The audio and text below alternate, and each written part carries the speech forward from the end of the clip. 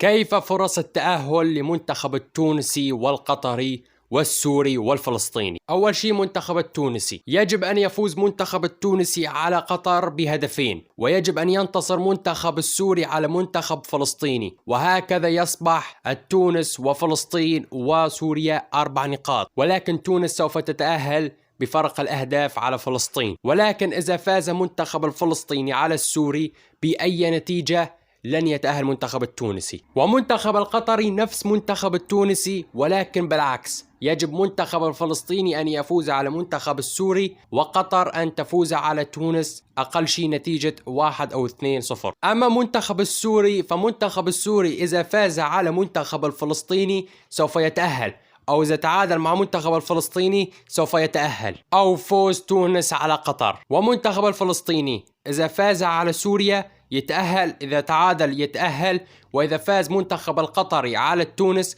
كذلك يتأهل. وطبعا إذا تعادل منتخب السوري والفلسطيني هكذا سوف يتأهلون مباشرة.